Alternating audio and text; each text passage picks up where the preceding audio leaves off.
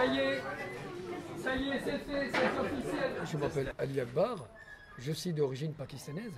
Je vis à Paris depuis plus de 40 ans, c'est-à-dire 44 ans.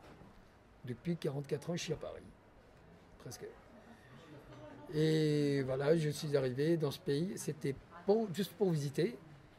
Je voulais visiter une ville comme Paris, qui était connue. J'ai dit, bon, moi, je vais visiter cette ville et je vais repartir. Retourner en Grèce, où j'étais déjà en train de travailler sur le bateau, comme serveur. Ouais, j'étais parti en vacances un peu. Ah, d'accord. J'étais à la montagne. Ah, c'est bien. Je suis rentré aujourd'hui, enfin hier. Ah, formidable. Ouais. Ça va, t'es là maintenant? Ouais, je suis là. Bon, on va se revoir demain. Ok, ça marche. Il y a quelque chose, on se rappelle. Ça marche avec plaisir. Bonne journée. Merci. Je dormais dans une cave au début, moderne mutualité, avec les souris. J'ai dormi 5 ans. Mais une fois par semaine quand même. J'ai pris une chambre à l'hôtel pour me reposer, pour me doucher. Et puis voilà, c'était vraiment pour envoyer maximum d'argent à ma mère. Et puis élever mes 6 frères et 2 sœurs, je l'ai fait. Et j'ai dormi au début, c'était sur le pont Saint-Michel, et après, c'est un employé de Charlie Hebdo qui avait une cave, qui habitait juste en face. C'est lui qui me servait les journaux pour le week-end. Et comme il y en avait beaucoup, j'ai déposé à droite à gauche. Et c'est lui qui m'a proposé cette cave. Il a dit, comme je n'utilise pas, tu peux utiliser. Puis voilà, c'était vide. Avec la poussière, j'ai nettoyé un peu, j'ai mis les cartons. J'avais un sac de couchage de l'armée.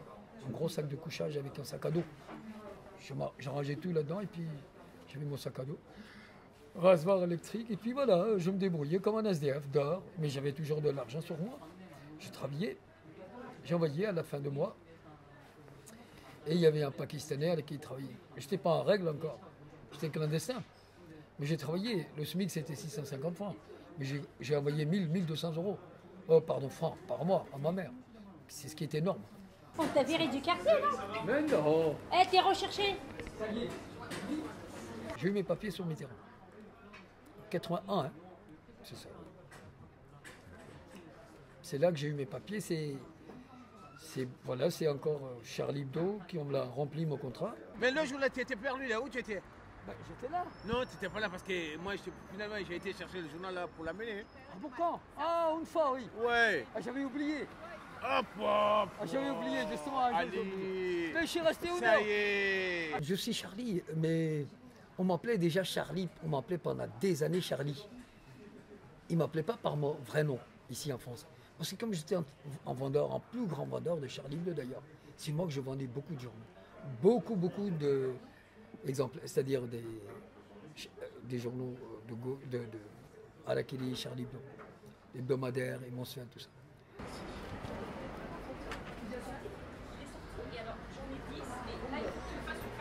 Oui.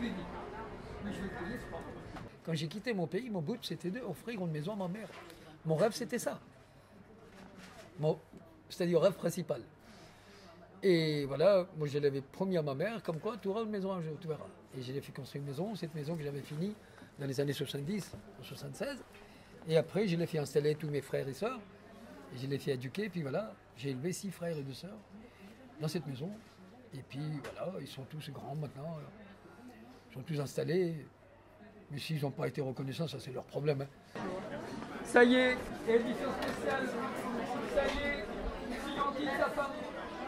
Fillon quitte sa femme.